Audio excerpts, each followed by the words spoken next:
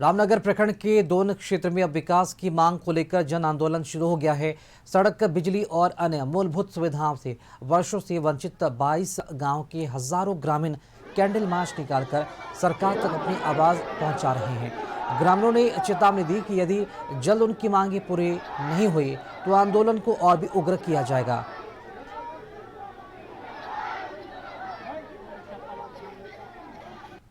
ना यहाँ सड़क है, ना यहाँ बिजली है, ना यहाँ मोबाइल नेटवर्क है, ना कई गांव में पानी है। इतना बड़ा क्षेत्र है 22 गांव का, एक पुल नहीं है। हम लोग ट्रैक्टर पे बैठकर किस तरह नदी क्रॉस करके आए हैं, अपने जान को हथेली पे रखकर। हम एक दिन आए तो हम लोग को इतना एहसास हो रहा है। यहाँ जो सैकड़ों हजारों लोग हैं वो हर दिन अपनी लड़ाई ऐसे लड़ते हैं।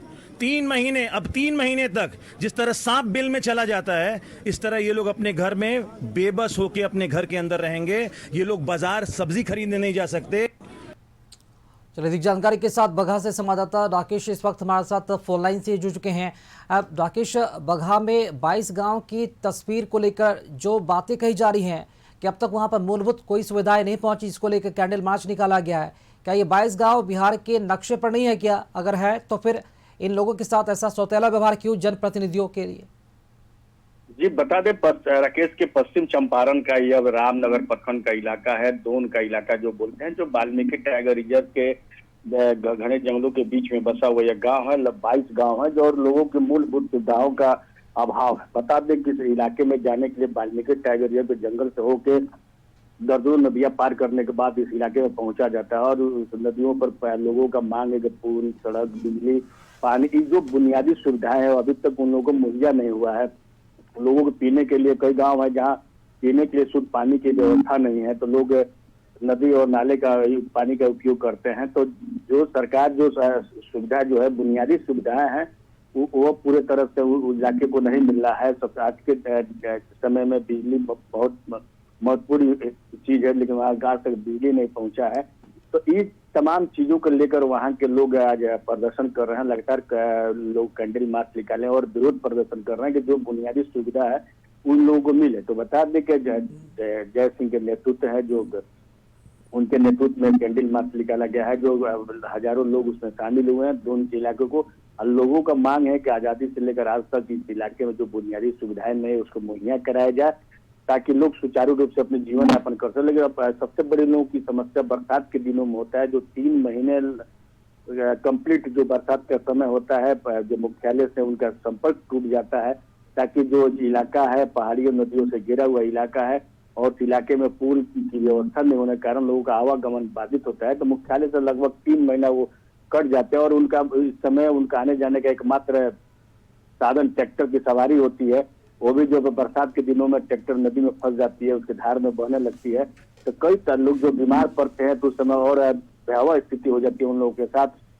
तो लोगों का मांग है कि जो इलाका है उस इलाके को विकसित किया जाए, पुल, पुड़िया, सड़क, तमाम जो जरूरत की जो बुनियादी सुविधा है उसको मुहैया कराया जाए। इसको लोगों को लगातार मांग चल रहा है। इसके पूर्व में भी लोगों ने केंद्रीय गृह मंत्री से भी वहाँ के प्रतिनिधि जाके दिल्ली में मिला था, लेकिन आश्वासन तो मिलता है, लेकिन अभी तक कई वर्षों लोग झेल रहे हैं, लेकिन अभी तक वहाँ बुनियादी सुविधा मुहिम नहीं हुआ है। राकेश, उनके स्थानीय जो जनप्रतिनिधि हैं उनको मालूम है कि समस्या बनी हुई है और कब से लोग परेशान हैं, मूलभूत सुविधाओं की कमी है, और उन्होंने अब तक क्या कुछ किया? उनसे कुछ बात हो पाई है क्या? कितने सारे लोग कैंडल मार्च लेकर सड़कों पर निकल रहे हैं?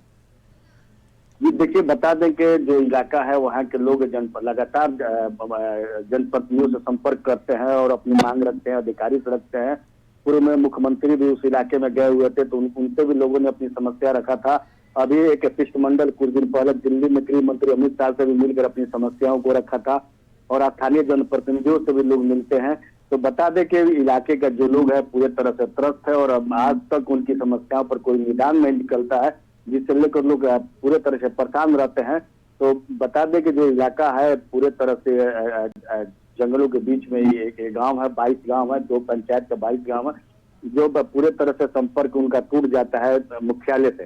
तो बता दें कि इसके पहले जो चुनाव, विधानसभा चुनाव के समय भी लोगों ने अपना प्रदर्शन किया था कि आप लोगों ने बुनियादी सुविधाएं नहीं दिया, जिसके कारण लोग ने वोट को बहिष्कार भी किया था। उस गांव के लोग, कोई भी व्यक्ति उस इलाके में वोट नहीं किया था और पूरे तरह से वहां मतदान से लोगों ने बहिष्कार कर दिया था।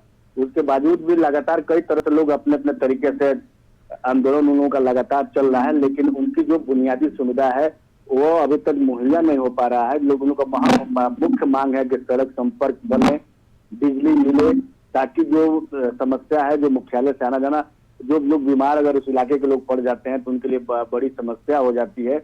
इलाज बरसात के दिनों में जो लोग हाट के सहारे उस लाते हैं और नदी पार करते हैं और उसके बाद तब अस्पताल तक पहुंचते हैं। बहुत ऐसी घटनाएं कई बार सुनने में भी आया है, इलाज के अभाव में लोग की मौत भी हो जाती है।